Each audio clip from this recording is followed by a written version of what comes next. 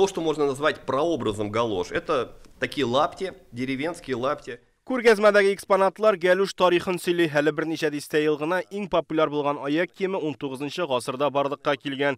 200 ел элек Америка уйлап табучысы Чарльз Гудьер каучуктан резина ясарга өйрәнә.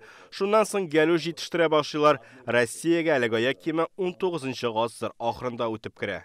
1860 год 1860 елда Петербургта Гамбургтан килгән эшмәкәр Галуш фабрикасын ача, Россия, Америка резин мануфактурасы берлегенә оештырган. Тик Галушлары кыйммәт була. Ул заман акчасы белән 4 сум. Әлеге чор өчен бу бик зур бәя, гади халыкның андый юк акчасы булмаган.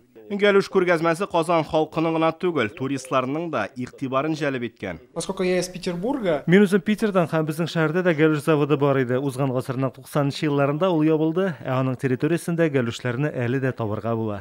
Я, например, помню... Мин әбиемнең Галуш белән йөргәнен хәтерлим. Аның көндәлеккә дә, кунакка да кия торганы бар иде. Бакчада исә гел әлеге аяк киеменнән эшләде. Галуш киеп сугышканнар да бик ватан сугышы елларындагы салкын кышларда алар солдатларның итеген чыланудан саклаган. Татар авылларына Галуш 70нче еллардан соң киң үтеп керә. Бүгенгә кадәр ул җир кешесенең алыштыргысыз аяк киеме шәһәр базарларында да Галушлар сатыла.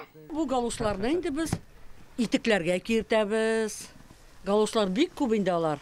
Алар бар бит инде менә галушлар булай кия торган. Менә бу әби галушы называется. Галушны хәзер дөнья күләм дәрәҗәдәге подиумнарда да күрергә мөмкин. Әлеге аяк киеме яшьләр арасында да популярлаша.